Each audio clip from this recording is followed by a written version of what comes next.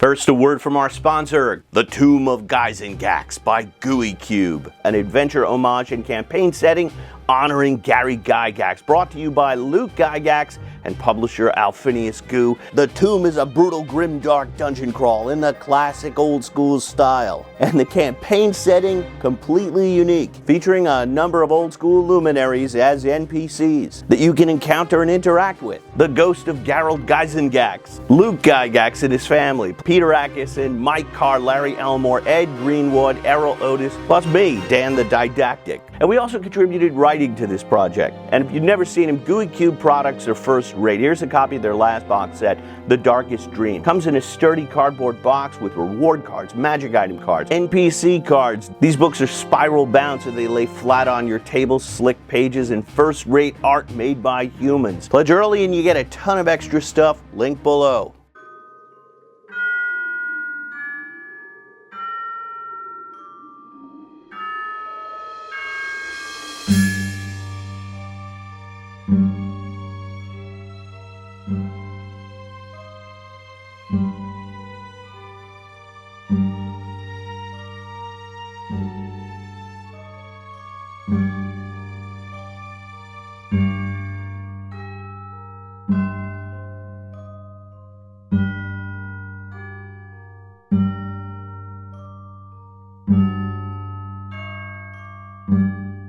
Welcome, patrons. Thank you so much for your support and happy Thanksgiving. It's not Thanksgiving to you, it's probably past, but it is Thanksgiving to me. I'm trying to squeeze in this video before my guests arrive, because when you got a YouTube channel and another job, that's what life is like. But thank you so much. And this scenario is called The Demon Tailor, and it is a scenario in my long-running campaign. Today I'm going to focus on how I begin the scenario, how I open the scenarios, how I let the players know what they're supposed to be doing, and how I organize to run a game really effectively and efficiently.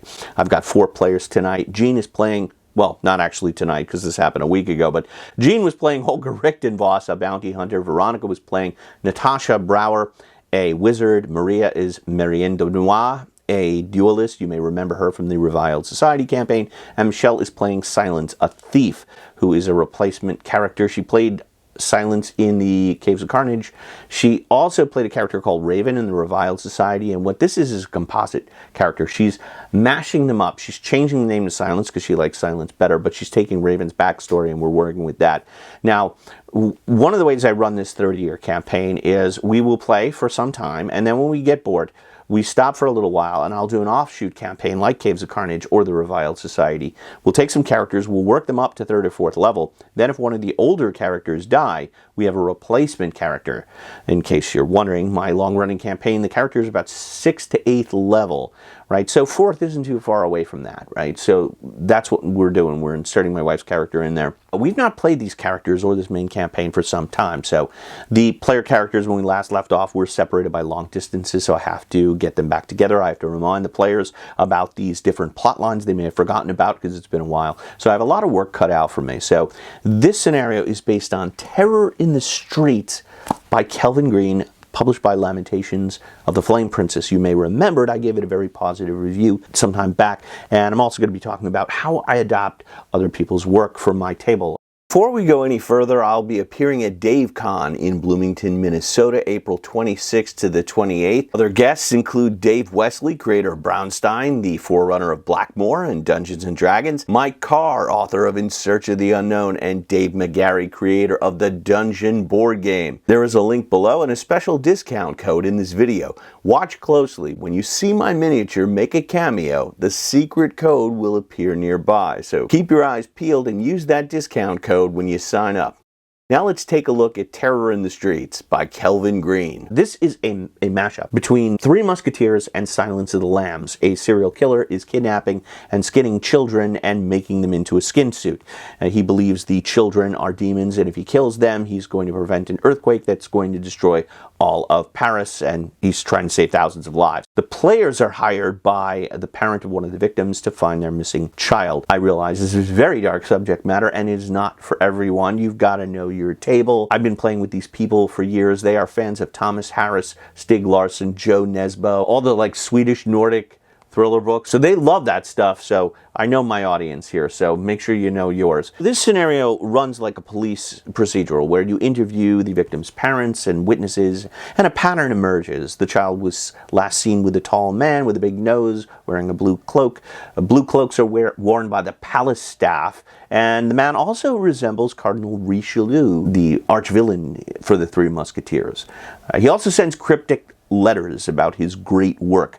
And there is another killer, the Werewolf of Paris, who is not a real werewolf, he's just a teenager in a suit, who's committing a series of similar but unrelated crimes. The real killer is Claude, Cardinal Richelieu's older brother. Now, the module does a good job of following the 3-clue rule popularized by the Alexandrian website. In an RPG mystery, you always include 3 clues to make sure the players pick up on them. It may seem like overkill, but it's really not, because remember, as the game master, you can see all the pieces, but your players can't. And there are no dice rolls, if I can recall, in this scenario, which is really good, because you don't want to hinge a scenario that is based on a mystery with clues, with them finding clues or talking to people and getting the clues.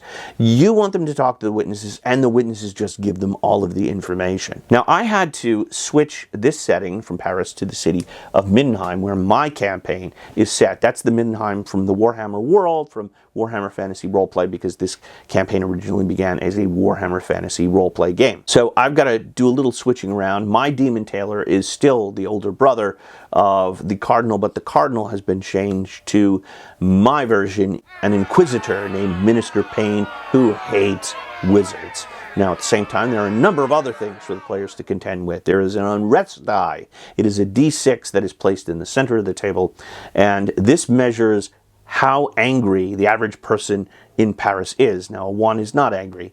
2 is mildly annoyed. When you got to 3, there are mobs of angry villagers with torches, and they're ready to beat people up and burn stuff down. At 4, the palace gets locked down, and 5 or 6, you have martial law and absolute chaos and riots. And the objective for the players is to keep that die low.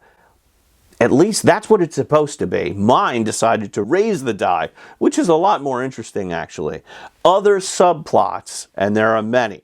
So the Wizards Guild got blown up in my scenario, Causa Mortis, and the remaining wizards are debating whether to overthrow the graph and replace the government with a matriarchy. Now, this isn't my idea. This is the idea of my player, Veronica, who first brought it up. She said for a long time, like, I just want to nuke these people and just take over the city. So the remaining mages meet to decide whether that should happen. And there are 2 competing forces. There's Garen, who is Natasha's mentor and the love of her life, and he's like the Professor X kind of character who's trying to talk her out of it. And then there's Venema Lash. She is like, we should burn this all down. Come join me and we'll rule the city together. So she's the Magneto character, and Natasha is like Mystique. She's torn between these 2 sides and could go either way. And I don't know which way she's going to go. I just go with the flow. I just create scenarios and complications, and I let my players decide how they're going to do it. Next subplot. Anton Rodimus, the villain from the Reviled Society, angry that Marianne killed his son Wolfgang, sends a hit squad to track down and kill Marianne. Next subplot. Silence has a secret daughter about the age of the kidnapped children, and Silence discovers her parents have been reduced to poverty, so they signed her daughter away to a 10-year contract of indentured servitude with a local innkeeper. So she's being kept like Cosette in Les Miserables. So that is a lot of plot. Now, I subscribe to the Hickman Manifesto, which says the scenario should have a dignified end in 1 to 2 sessions of playing time. So I try to finish scenarios in 1 night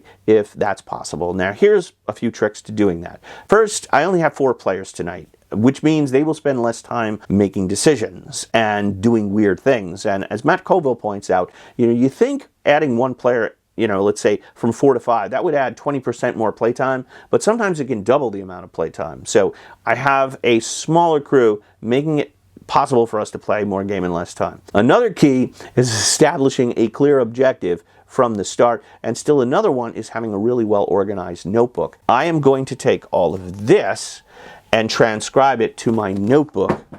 Everything is on 2 facing pages, so I never have to flip. Let's take a look. So everything I need to run the adventure is here. Part of my process is to boil this book down into 2 facing pages. I put the stats for the villain up front so I could find them easily. We have the introductions. Then we have the victims of the killer. Their names, age, when it happened, where it happened, and all the clues are in yellow so I can find them easy. The green sections are events that happen to the player characters, like when I feel the action is lagging or the characters do something that might trigger it. I also have a list of rumors, a subplot, which is all in orange, and the major NPCs here. So again, all the clues are in yellow so I can find them easily and I'm not going to forget anything important. And I find this process really helps me understand the adventure. I really internalize the plot and the structure and the beats, so I really don't refer to this much during the game. Instead, I can really focus on the players, maintaining eye contact, and living what Ralph Emerson calls a thousand-eyed moment. It's just 100% focus on the players and what they're saying at that moment. Let's talk about that first scene. There was an excellent Runehammer podcast. Hanker Fernale just put it up where he answered a few questions and he talks about how to start a scenario with a bang. One of the virtues of a good DM is being impatient. You want to cut the fluff and get to the good stuff. And the beginning of an adventure is not the time to slow boil a frog. And I totally agree with that. That's what I was getting at with my video on shoe leather. And that was a very positively received video. And it's one of my favorites. I think it's one of my most useful ones. I did get a few comments with people saying, well, you must hate role-playing because you're cutting all the stuff out of the adventure and it's the best parts and you're rushing things. And I am not rushing things. I am trying to cut the boring parts. How do we do it? Well, Hankerin recommends, and I do too, carefully crafted box text. I know box text is something of a pejorative, like it's like, oh, good game masters don't use box text, but that's not true. Well-crafted box text can be very useful, especially at the beginning of the game to set the objectives and the tones and remind people what the major conflicts are. And remember, the characters are separated and we haven't played for a long time, so I've got a lot of stuff to do. Watch how I can do it in about 2 minutes. I'll show you. Here we go. After a long day, Holger Richtenvoss returns to his cottage and is met at the door by his wife Valeria and their children. After exchanging hugs, she leads Holger inside, where a familiar face sits by the fireplace. It's Gustav Hemmer, your old neighbor from when you lived in the city. He looks distraught. After exchanging pleasantries, he says, "You remember my son, Julian? 5 days ago, we had an argument. I wanted him to join me in the textile business, but he wanted to be a tailor. I lost my temper with him, and he ran away. He hasn't returned. His mother is worried sick. She said to me, 'Find Holger Richtenvoss. He can track down any criminal. Surely he can find our Julian. And I have 2 gold crowns that I can pay you. One other thing you should know, Julian is not the first. 3 other children from our neighborhood have disappeared over the last month." Cut to later. I say, you're all seated around a table, and Holger has just told you this information. Where is the table located? You tell me. Is it a private house? Is it an inn? Is it an upscale inn, middle class, sleazy inn? Is it a secret hiding room somewhere? Where does this take place? Then I ask the players, what are you doing? And I'm going to go around the table clockwise. And you can go as a group, or you can go as an individual, or you could break off into pairs, which is what they did, but everyone's going to take their turn going around the table. And if you watch the live play, I will show you how I can accomplish that very efficiently, where no one's waiting like 10 minutes to take their next turn. I also plan not 1, but 2 climaxes. And if you have my adventure, Frankenstein, I do the same thing. There's one possible climax in Victor Frankenstein's laboratory. It's burning, and they're fighting the creature and Victor at the same time, and the whole thing is on the verge of collapse. But maybe Victor or the creature or both will survive, in which case there's a second climax that takes place on a lake of frozen ice, which is cracking, and there's a coach that's sinking. It's very exciting, and I want to do the same thing here. So the first possible ending location is the demon tailor's shop. They enter after tracking him, and I describe footsteps above them so they know someone is up there, and they slowly starts going up the stairs, and that is when the hit squad would attack. Now the players are not just fighting the hit squad, but they're also fighting the demon tailor at the same time. And not just that, there's an angry mob surrounding the house so the players can't leave, and they start flinging Molotov cocktails through the windows. Now the house is on fire. Now it's a collapsing house filled with assassins and a serial killer. That is the recipe for an epic climax. Now, as it happened, my players were very slow. They were very cautious to go up those stairs. They were afraid of the Demon Tailor, which I think is great. That's a testament that I made him a fearful type of character. So they go up very slowly, and he has an escape route, and he jumps across the rooftops, but they can't pursue on foot because that angry mob has tracked them and surrounded the Demon Tailor's shop. So they end up climbing across the rooftops, running away, and following the Demon Tailor to the second possible ending location, which is a crumbling, abandoned chairlift terminal. Now, if you don't know about the city of Mindenheim, it's built on a plateau, and there are a couple ways in. There are these viaducts, these elevated roads, but there's also a chairlift terminal, which I also changed to a cage terminal, where if they want to lift people or livestock or fish or whatever into the city, they put it in this cage and they lift it up into this terminal using a winch. The terminal is about 2 stories high, and there's a hole in the center where you could lower a cage down. And that's where the Demon Tailor goes. And he has there his final victim. It's the final child, and he's going to sacrifice them, believing that that's going to stop this apocalypse. So the Demon Tailor runs into this crumbling terminal, and I give my players only seconds to decide. And I say, okay, there is a front door and a side door. Which do you want to go in? And that's an important decision, because what it does is it forces them to split up, because they know that if they all go in the same door, the Demon Tailor, I'm going to make them run out the other end. So they split the party, which is what I want them to do. Half of them go to the lower level, half of them go to the upper level. And that's important, even if you have a powerful foe. If you have a single enemy and the players focus their fire on that enemy will not last long. So you got to give the players multiple targets to shoot at. So as the players arrive, and they're looking for the child, and the killer's taunting them, and they don't know where he is, that's when the hit squad arrives. And they split into 2 groups, so they're on the ground floor as well as the upper floor, fighting all the player characters at the same time. And that's when I toss the timer die. And the child is in the cage. The cage is attached to a chain, it's attached to a beam, and that beam is cracking, and it's going to crack, and the cage will plunge down the side of the cliff in D4+1 rounds. So now there's a time limit involved. In case you haven't noticed, this is a theme. I really like collapsing buildings and burning buildings, and I also like multiple enemies at the same time. I said there's a 50-50 chance that the kid in the final victim kid is Silence's daughter, and the dice determined it was. So she's in the cage, and they got about 3 rounds to rescue her, and the players kept whiffing. They just everything. 1, 2, 3. I mean, they couldn't get above 4. Even the Deathbringer dice couldn't help them because the spread was too big. But they managed to pull the kid from the cage at the last second. Then the Demon Tailor punches Silence in the face. Natural 20. She rolls a 1 to hit him. Falls through the hole. Barely grabs on. He grabs the kid. 19. Throws her in the hole. Silence grabs her daughter's arm, and she's got the kid in one hand and holding on with another, barely holding on. At the same time, Marianne's across the room. One guy's trying to strangle her, the other one's trying to club her. The wizard has these assassins crawling all over her, even though she's got a shield spell. One of them gets through clubbing her. Holger can't kill the guy that he's fighting with.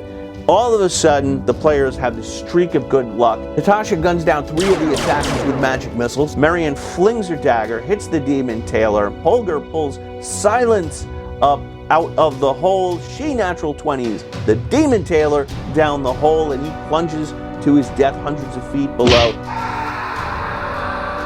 In the end, they unmask the killer. Minister Payne arrives, fills in the details that it was his brother.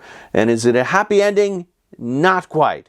Remember that unrest die? The concept is the players are trying to keep it low. But throughout the scenario, Natasha kept trying to incite the crowds. She made up flyers with Minister Payne's picture on it and paying urchins to distribute it through the poorer sections of the city. And her thinking was the mobs will get angry and kill Minister Payne, who is our arch enemy. Instead, they end up rioting but the palace ends up getting locked down, making it a perfect target for Venema Lash's fireball. So the last scene of the game is the palace goes up in a mushroom cloud, and that's where we ended it. As it happened, this scenario was very well received. And you know it's great when your players bomb you with text the next day in the group chat saying, I can't wait to play again. When are we playing again? That's the equivalent of having a $100 million box office opening weekend. And it means my campaign is going to continue. And so that's how I plan a scenario. Thank you so much for your support. I really appreciate it. I'm looking forward to running more scenarios as soon as I can. If you enjoyed this video, you can check out the extended director's cut and live play on Patreon, link below. You'll also find links to Terror in the Streets from Lamentations of the Flame Princess, my module Frankenstein, and the quick start rules to Deathbringer RPG. I'll see you soon. May all your rolls be 20s. Deathbringer again. Looks like the case of the Demon Tailor is all sewn up. For more DM planning tips, stay tuned for The Lost City with Bob Worldbuilder, Baron DeRock, Trevor Duvall, and DM Scotty.